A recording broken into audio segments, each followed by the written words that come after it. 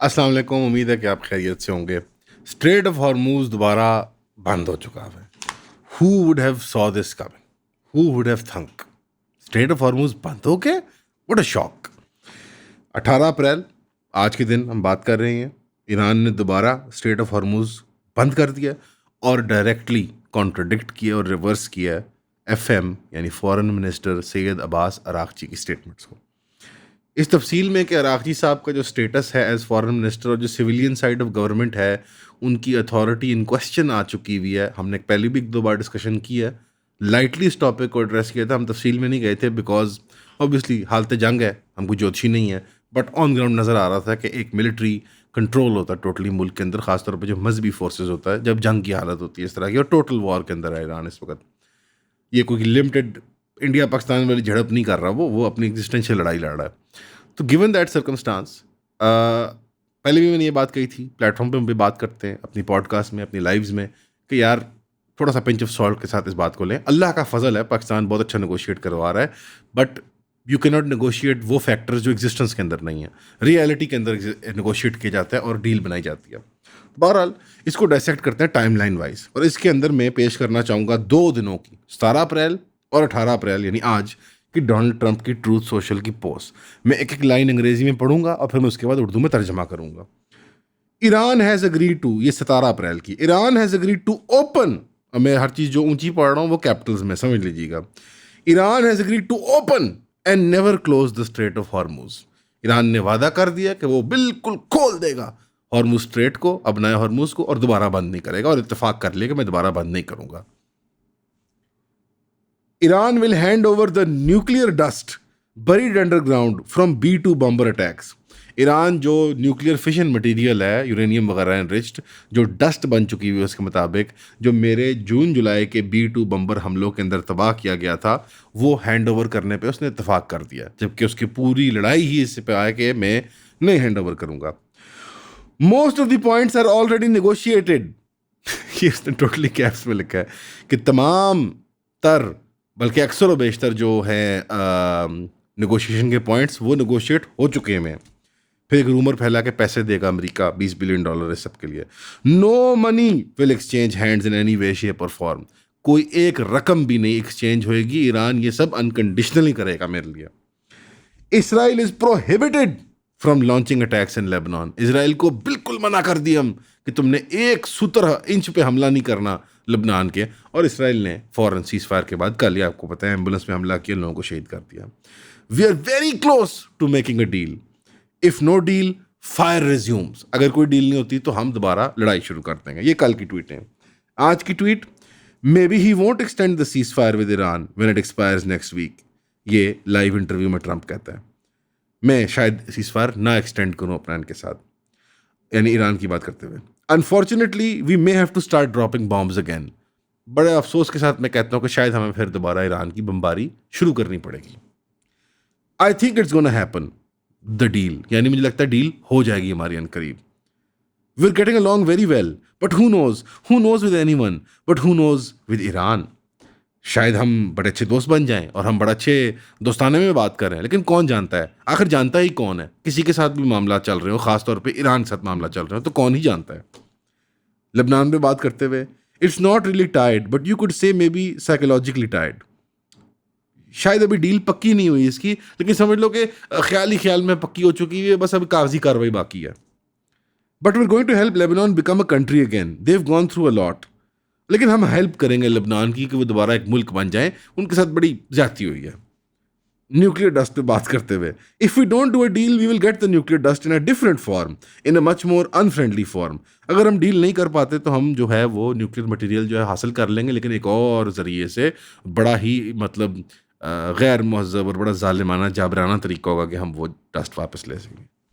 अब आप इन 2 दिनों के अंदर ट्वीट्स को, एक दिन की ट्वीट्स को, इन दोनों की आपस में दिनों की ट्वीट्स को, या पूरी फहरिस्त को आप अगर मैप कर सकते हैं तो मुझे बता दें।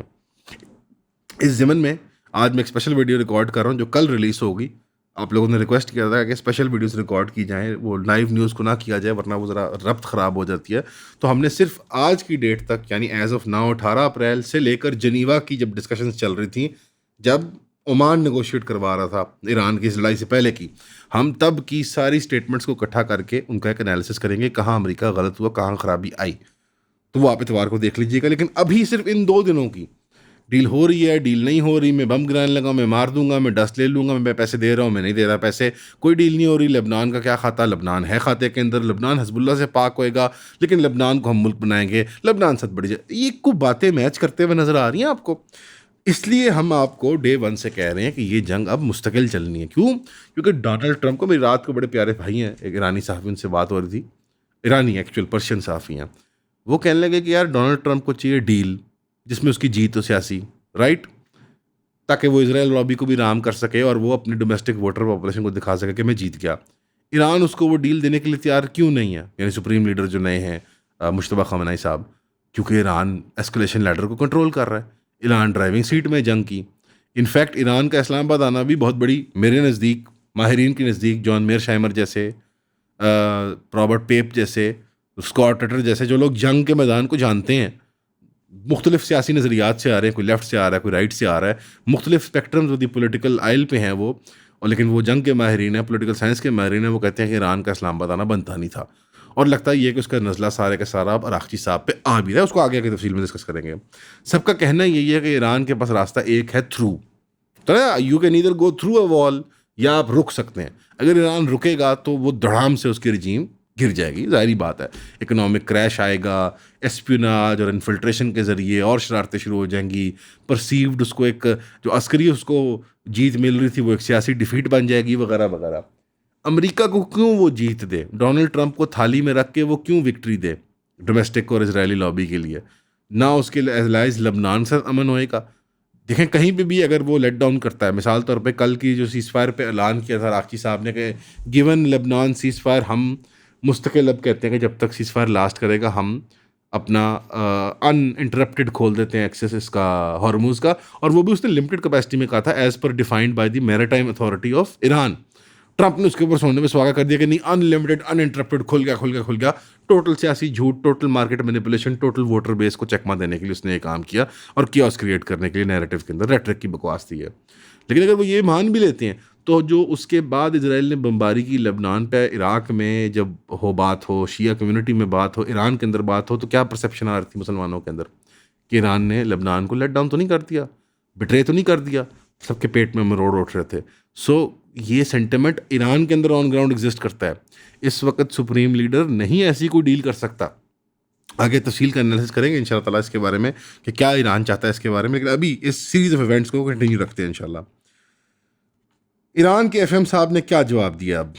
इस्माइल बगाई साहब ने, जो स्पोक्स पर्सन है एफएम के, उन्होंने कहा यूरेनियम हैंड ओवर पे जो ट्रंप ने क्लेम किया कि मुझे दे रहे हैं ये, और कोई पैसे के बगैर दे रहे हैं, जो एक रूमर चला था कि $20 बिलियन इनके एसेट जो हैं वो अनफ्रीज कर दी जाएंगे ईरान के।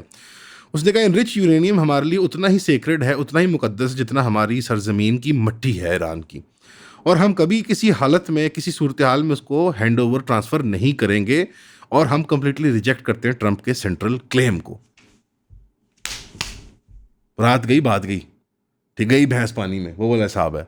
जो मेन मुद्दा है इसराइल का, जो मेन मुद्दा अमेरिका का, ईरान न्यूक्लियर नहीं होगा। हर टीवी प्रोग्राम में, हर इंटरव्यू में डोनाल्ड ट्रंप कह रहा है ये कैन नॉट हैव, ना 5 साल में, ना 20 साल में, ना 100 साल में, नो न्यूक्लियर ईरान। वो उस सिरे से नहीं मान रहे, तो कौन सा ब्लॉकेड खुल गया, तो कौन सी मार्केट स्टेबलाइज होगी? हमारी कोई नीयत नहीं है कि हम यूरेनियम इनरिचमेंट को सस्पेंड करें, हम मज़ीद इनरिचमेंट करते जाएंगे। गुफ्तगू जो है वो अभी अर्ली स्टेज पे थी, हमने भी और हफ्ते बात करनी थी ताकि कंक्लूड होए, और अभी हम थोड़े दूर हैं कि हम किसी एग्रीमेंट पे इत्तफाक कर लें। सब कुछ जो डिपेंड करता है वो ईरान के हक़ खुद इरादी के एहसास और उसकी पहचान दूसरी मुखालिफ सिमत से की जाए, यानी मिन जानिब अमरीका, मिन जानिब इसराइल, ईरान को तस्लीम किया जाए कि ये सॉवरेन पावर है रीजन के अंदर, and so on and so fourth. उसके हक़ माने जाएँ, यानी हक़ का लफ्ज़ इस्तेमाल करते हैं, चाहे वो तिजारत के हों, चाहे वो हरमूज़ के हों, चाहे वो न्यूक्लियर इनरिचमेंट के हों, बम बनाना या ना बनाना वो बात की बात है, चाहे वो उसकी दिफाई सलाहियत हो। अभी तक ईरान ने जो दिफा किया अपना, वो सारा ऑफेंस के ज़रिए किया। ईरान की एक्चुअल डिफेंसिव कैपेबिलिटीज़ बहुत घटिया साबित हुई हैं अगर जंग के मैदान में हम उसको देखें। लेकिन ओवरऑल उनकी ऑफेंस की इफेक्टिवनेस, क्योंकि उनके पास टोटल जो है मिसाइल कमांड है और ड्रोन्स की एक फ्लीट है, दैट वाज देयर डिफेंस। अगर उन्होंने अपना दिफा करना होता था तो वो हवा में से इतनी एयर डिफेंस नहीं कर पाते थे कि वो एंटी एयर इक्विपमेंट्स डिप्लॉय करें, वो ऑफेंस के ज़रिए मुखालिफ सिमत में दुश्मन को ज़ेर करके उन्होंने राम करना होता था अपने शहरों का दिफा करने के लिए। तो उस ज़िमन में सब एग्रीगेट करके अच्छे माहिरीन जैसे कि रॉबर्ट सी पेप ईरान को B+ देते हैं। भाई B+ इतनी ख़तरनाक ताकत के ख़िलाफ़, मेरी ज़िंदगी में अगर बताऊँ तो अमेरिका के ख़िलाफ़ one of the best performances है। यानी अभी तक वो बूट्स ऑन ग्राउंड नहीं उतारे, उन्होंने गुरिल्ला वॉर नहीं शुरू की और ईरान ने छतें खोल दी हैं। वियतनाम से कंपेयर करें, अफगानिस्तान से कंपेयर करें, इराक से कंपेयर करें, बहुत बड़ी लिस्ट है कंपैरिजन्स की। इवन अब सोवियट्स की वॉर्स को ले आए हैं इसके अंदर, हर जगह गुरिल्ला के किसी किस्म फॉर्म लड़ा गया। अभी अर्ली स्टेजेस में इतनी देर होल्ड आउट करना ये भी बहुत बड़ी बात है, यानी सियासी गेम को इतने अच्छे तरीके से खेलना, B+ स्कोर मिलना एक बंदे से जो सारी उम्र वॉर गेमिंग करता रहा है अमेरिका बहादुर के लिए, ये बहुत बड़ी बात है और ये मैं मानते हैं सर तस्लीम खम। तो इस ज़िमन में ईरान ने जो ऑफेंसिव स्ट्रेटजी इख्तियार किया है वो कहता है इसको भी तस्लीम करो, यानी मेरी बैलिस्टिक कैपेबिलिटी ये तस्लीम, ये उसके हक़ का है, उसके दिफाई हक़ का हिस्सा है कि वो दिफाई हक़ में अग्रेशन शो कर सकता है।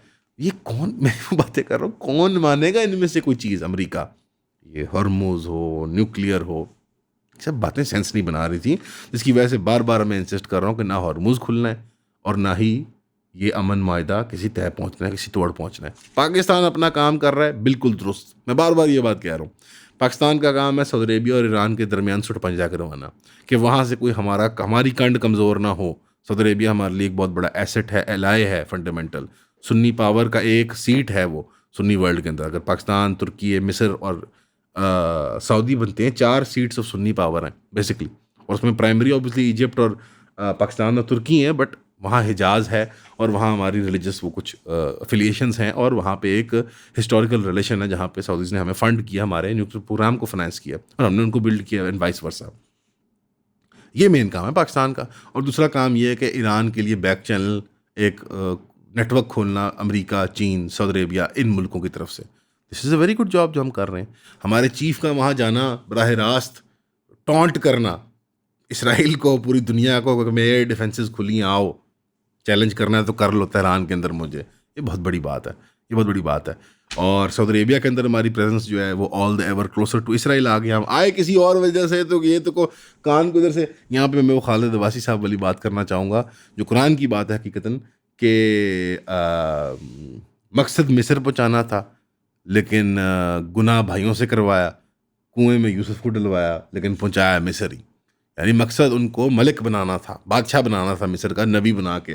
तो अगर मकसद आपको इसराइल के करीब करना है, बराह रास्त किसी लड़ाई के लिए तैयार करना है, तो अल्लाह जैसे मर्जी काम ले ले। आप दाद देते जाएं, दुआ देते जाएं कि हम हक पे भला काम करते जाएं। जहाँ जहाँ हम डगमगाते हैं, गलतियाँ करते हैं, जुल्म करते हैं, ज़्यादती करते हैं, अल्लाह उसे में बचाए, इज्तनाब करें हम और अच्छे की तरफ बढ़ते जाएँ।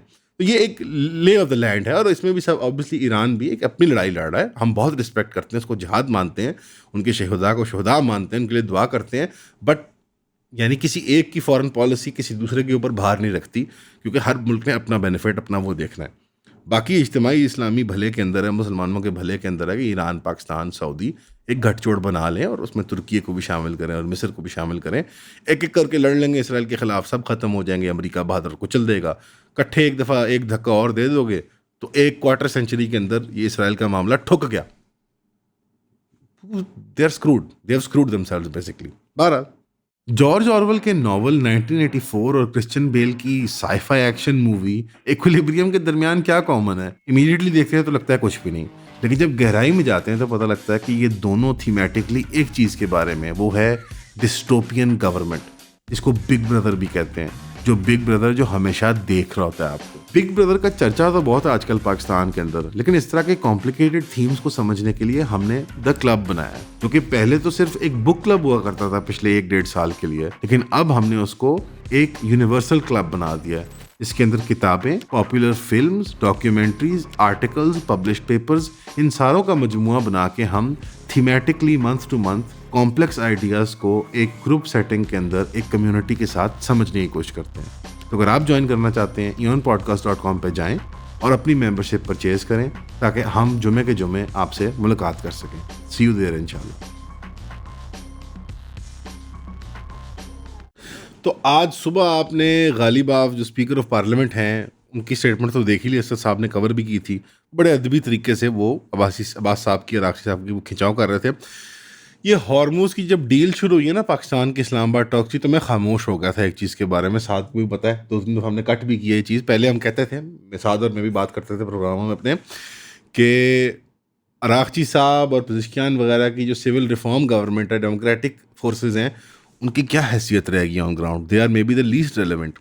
दोबारा उनकी रेलेवेंसी जब बनी इस्लामाबाद टॉक्स की वजह से, तो मैं खामोश हो गया। ज़ाहिरी बात है, हमारी स्टेट की एक पॉलिसी चल रही थी, उसमें मैं ज़रूरत नहीं करता कि मैं उसमें दखल करूं। वो हमारी एक फॉरेन पॉलिसी डिसीजन था, उसमें प्लस कोई मॉरल कंपोनेंट तो नहीं था कि हम बुरा अच्छा काम करें, बस एक काम कर रहे थे हम। मैं खामोश हो गया था उस बात के बारे में, बट हकीकत यही थी। और पहले वो गालिबाफ की जो तनकीद आई है, वो तो बड़ी, मतलब आप समझे, बड़े केयरफुल अल्फाज में थी। अब जो ये तस्नीम है, सरकारी न्यूज़ है बेसिकली IRGC की, उसने बड़े साफ अल्फाज में, आप देख सकते हैं, bad and incompetent tweet bye Araghchi, incorrect ambiguity creating tweet regarding the reopening of Strait of Hormuz. Our country's foreign minister wrote in a tweet just a minute ago, following the ceasefire in Lebanon, the Strait of Hormuz will be fully open for the passage of commercial ships for the remaining Sahara. This tweet by Arakchi, which was published without necessary and sufficient explanations, created various ambiguities and so on and so forth. आगे लंबी ये फहरिस्त है, please को लगा दीजिएगा यहाँ पर ट्वीट को, अगर आप पढ़ना चाहें रोक के।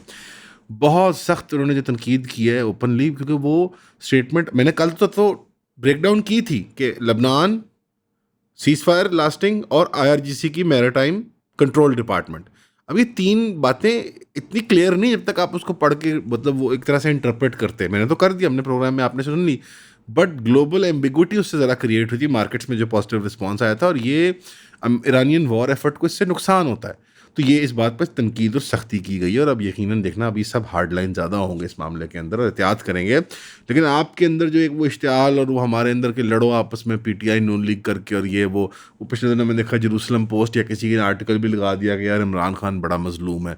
यार आप बच्चे हैं, आप नून लीग को वोट देते हैं या PTI को, वो हमें लड़वाना चाह रहे हैं। हमारे दुश्मन जो हैं वो चाहते हैं हमारी सफ़ों में फूट पड़े। आपको इमरान पसंद है, आपको पसंद रहे, आपको नून लीग पसंद है, आपको पसंद रहे। आप नून लीग में होते हुए तस्लीम कर सकते हैं कि हाँ यार, ये अभी गैर जमहूरी तरीके से हमारी हुकूमत बनी है, बट मजबूरी है, ये है, फ़लान है। लड़ने की ज़रूरत नहीं है, आप ही के भाई हैं PTI वाले, और PTI वालों को भी समझाने की ज़रूरत है। ज़्यादा सख्त इस मामले के अंदर वो होते हैं कि आपके भाई हैं बाकी, हमने इकट्ठे होकर एक मुठ बन के लड़ना है, वरना हम बर्बाद हो जाएंगे।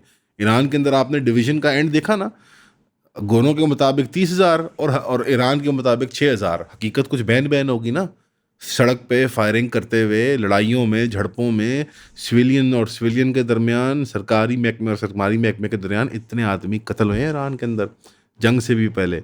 आप चाहते हैं कि जिस तरह तेहरान, इस्फहान, बड़े शहरों में, या कराची, लाहौर, इस्लामाबाद, पेशावर में किसी को गोलियां मार रहे हो बराह रास्त, गाड़ियों के नीचे दे रहे हैं दूसरे को, तो सियासी इख्तलाफ एक हद तक जाता है, नफ़रत की हद तक। कोई उसको यहूदी जड़ बनाते हैं इमरान खान को, वो तुला हुआ है कि PTI वाले तुले हुए हैं कि वो साबित करें, जो ख़ासतौर पे एक्सपर्ट वाले बाहर वाली कम्युनिटी है, कि वो साबित करें कि हमारी करंट गवर्नमेंट, भाई कोई ज़ायनिस्ट एजेंट नहीं है यहाँ पे। वो छोटे लेवल पे होते हैं यार, मिडिल मैनेजमेंट के अंदर। कोई सीधा PM या CM या वो चीफ चूफ नहीं पकड़ लेते, इतना आसान नहीं है। आपके सेल्फ इंटरेस्ट होते हैं मुल्क के, और वो सब चीज़ें उस तरह देखी जाती हैं। तो लड़ाई करने की आपस में ज़रूरत नहीं है, हम एक ज़्यादा बड़ी, ज़्यादा एग्जिस्टेंशियल लड़ाई के अंदर दाखिल हो चुके हैं। एक मैं एंड में क्लोजिंग में ये बात करना चाहूँगा कि ये रशिया से बहुत एक स्ट्रॉन्ग स्टेटमेंट आई है। 2-3 चीज़ें मैं आइंदा आने वाले दिनों में तफसीली एनालिसिस करूँगा। रशिया ने बड़े क्लियरली कहा है कि मैं अब, क्योंकि उसने देखा है चांस पे डांस, उसकी इकॉनमी भी रिकवर कर गई है, $4 बिलियन उसने कमा लिए हैं इस ऑयल क्राइसिस के अंदर, एनर्जी क्राइसिस के अंदर। उसकी सैंक्शंस भी हट गई थी काफ़ी हद तक ऑयल मार्केट को स्टेबलाइज करने के लिए। उसने वाज़े अल्फाज में कह दिया है कि अब यूरोप से मुझे कोई अग्रेस करेगा, इंटेलिजेंस प्रोवाइड करेगा यूक्रेनियंस को, और वो हमले करेंगे रशियन हार्टलैंड के अंदर, तो मैं उन मुल्कों के मिलिट्री और सिविल इंफ्रास्ट्रक्चर को टारगेट करूँगा। ये फिनलैंड हो सकता है, नॉर्वे हो सकता है, पोलैंड हो सकता है, हंगरी हो सकता है, और जर्मनी तक जा सकती है ये बात।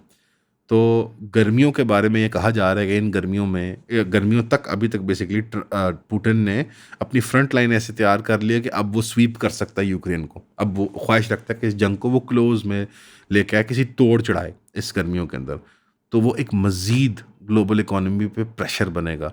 जब ज़ाहिरी बात है, अगर जर्मनी के अंदर बराह रास्त टारगेट्स हिट किए जा रहे हो, में जानिब रूस, या पोलैंड या हंगरी के अंदर, तो ये कोई मतलब ठट्ठे मजाक की बात तो नहीं है ना। यूरोप एक हार्टलैंड है बहुत बड़ी, एक गढ़ है बहुत बड़ा, ग्लोबल इकोनॉमी का एक बड़ा सेंटर है। तो ये आने वाले दिनों में नज़र आ रहा है। और वो किस चीज़ पे एंटिसिपेट कर रहा है? ईरान की जंग चलने पे। उसको नज़र आ रहा है कि मेरी तरफ ढील है अब अमेरिका की, और मुस्तकिल ढील है, क्योंकि अमेरिका ईरान के झमेले में अब पूरी तरह फंस चुका हुआ है। आप सिर्फ डायरेक्टली जंग से सिग्नल नहीं लेते, आप इर्द गिर्द के रिस्पॉन्स पे सिग्नल लेते हो। अभी टोटली नेगोशिएशन जो हो रही है वो अमेरिका की और चीन की माँ पे हो रही है। America as the bully and China as जो स्ट्रगल कर रहा है financially because of the war efforts. तो ईरान का और इसराइल का इसमें इंटरेस्ट नहीं है कि जंग रुके। सांस लेने के लिए 2-4 दिन, हफ्ता 10 दिन तो ठीक है, लेकिन एज ऑफ नाउ, जो कि इस संडे को क्लोज होना था सीज फायर की डेट, तो संडे तक तो चलनी थी ना स्ट्रेट ऑफ हार्मोज की ओपनिंग, लिमिटेड ही सही, लेकिन वो भी बंद हो गई अब। तो खैर मनाएं अपनी अपनी बाकी दुआओं में याद रखिएगा। हमेशा की तरह सुनने का शुक्रिया। अस्सलाम वालेकुम।